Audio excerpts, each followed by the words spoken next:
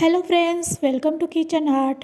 Friends, આજે આપણે મરચાંમાંથી recipe બનાવીશું જેને તમે 6 મહિના માટે સ્ટોર પણ કરી શકો છો. વઢવાણી રાયતા મરચાં. ઘણા લોકો તેને આથેલા મરચાં પણ કહે છે, ઘણા લોકો તેને રાયતા મરચાં પણ કહે છે અને તેને ઇન્સ્ટન્ટ બનાવી શકાય છે, એટલે તેને ઇન્સ્ટન્ટ અથાણું પણ કહેવાય છે. આ રીતે બનાવીને તમે 6 મહિના સ્ટોર પણ કરી શકો છો. તો ચાલો બધી ટ્રીક અને ટિપ્સ સાથે આજે આપણે રાયતા મરચાં બનાવતા શીખીશું. રેસીપી સારી લાગે તો લાઈક અને શેર કરજો.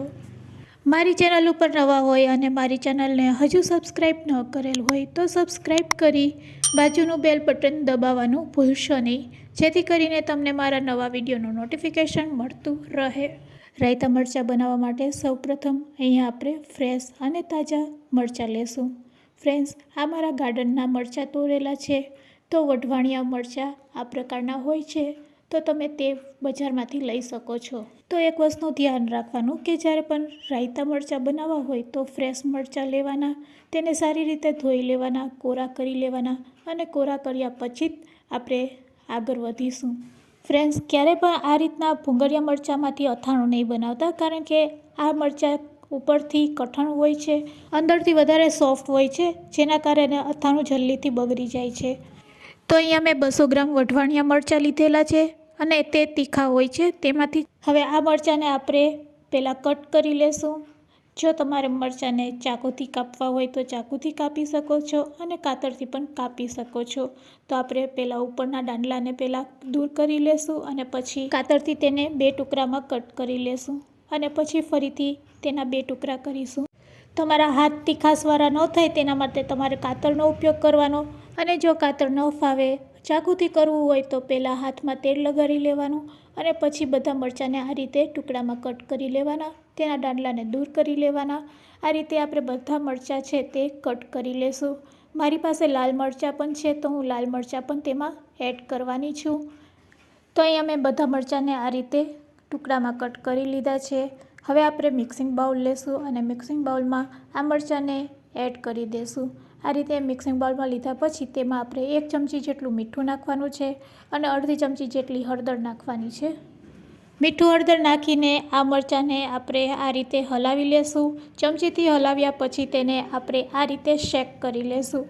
આ રીતે કરવાથી તેમાં પાણી રિલીઝ થશે અને મરચાં થોડાક સોફ્ટ પણ થઈ જશે, સાથે તેની તીખાશ પણ ઓછી થઈ જશે અને તેમાં રહેલા બિયા પણ થોડાક ઓછા થઈ જશે. ઢાંકીને અડધી કલાક માટે રેસ્ટ આપીશું. અડધી કલાક પછી આપણે ચેક કરીશું. અડધી કલાક થઈ ગઈ છે. હવે આ મરચાંને આપણે ચેક કરી લઈએ.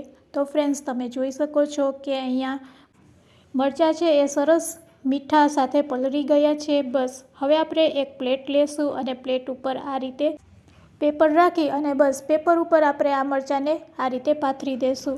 આ રીતે પાથરીને એકદમ સરસ આપણે મરચાંને કોરા કરી લેવાના છે. આ પ્રોસેસ કરવાથી મરચાં છે તે લાંબો સમય માટે ટકી રહેશે અને બિલકુલ કાળા નહીં પડશે.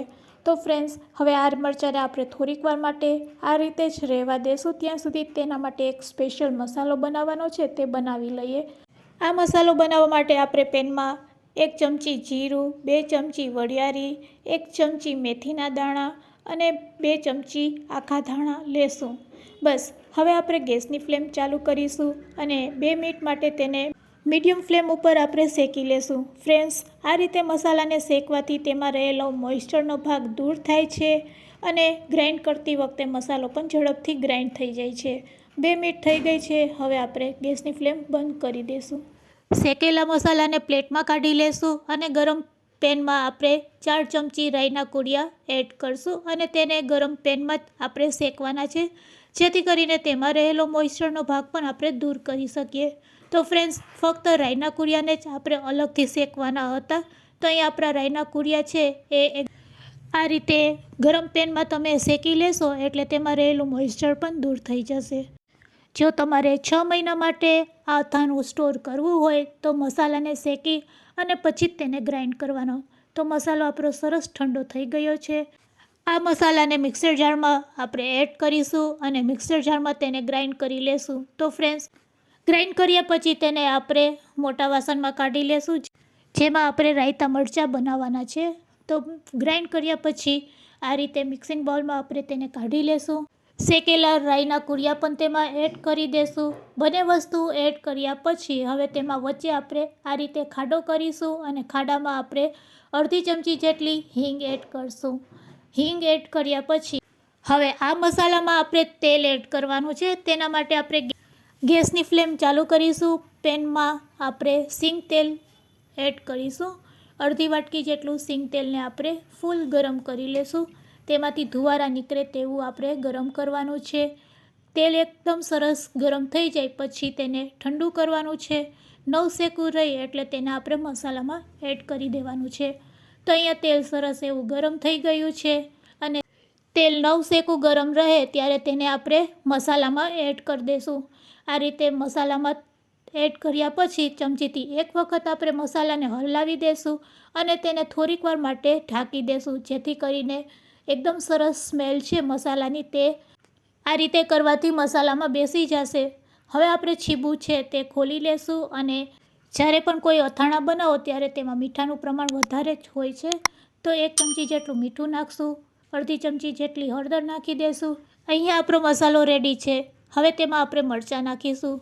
મરચાંમાં બિલકુલ પાણીનો ભાગ ન રહે તેના માટે એક વખત આપણે કાગળથી તેને આ રીતે કોરા કરી લેશું અને પછી તેને આપણે મસાલામાં એડ કરશું. સાથે લીંબુના ટુકડા પણ એડ કરી દેશું. બસ હવે રાયતાને આપણે સારી રીતે મિક્સ કરી લેશું. જ્યારે પણ તમે રાયતું બનાવો ત્યારે મસાલો થોડોક વધારે જ રાખવાનો. તો 200 ગ્રામ મરચાંની સામે મસાલાનો પરફેક્ટ માપ અને તેલના પરફેક્ટ માપ સાથે મેં તમને આજે રાયતું બનાવતા શીખવાડેલું છે.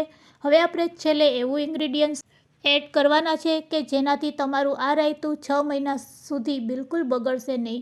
જો તમારે કાશ્મીરી મરચું નાખવું હોય તો રાયતામાં તમે કાશ્મીરી મરચું એડ કરી શકો છો અને સ્કીપ પણ કરી શકો છો. મેં થોડુંક કાશ્મીરી મરચું પણ એડ કરેલું છે, એક સરસ કલર આવે તેના માટે. હવે છેલ્લું ઇન્ગ્રીડિયન્ટ્સ છે આપણું આ રીતે લીંબુનો રસ એડ કરવાનો. એક લીંબુનો રસ એડ કરવાથી તેની સેલ્ફ લાઈફ છે તે વધી જાય છે. લીંબુનો રસ ન નાખવો હોય તો તમે વિનેગર પણ નાખી શકો છો. આ અથાણાને તમે ઇન્સ્ટન્ટ ખાઈ શકો છો, પણ એક દિવસ પછી તમે જો ખાશો તો તેનો મસાલો છે તે સરસ પલળી જશે અને મસાલો કડવો પણ નહીં લાગશે.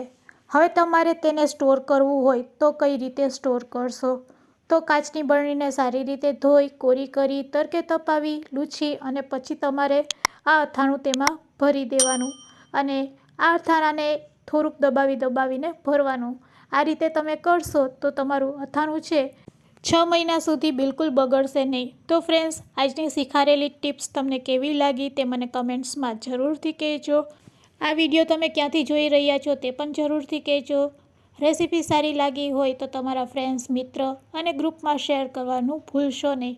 મારી ચેનલને સબસ્ક્રાઈબ ન કરેલ હોય તો સબસ્ક્રાઈબ કરી લેજો. Thanks for watching. ફરી મળીશું એક નવી રેસીપી સાથે.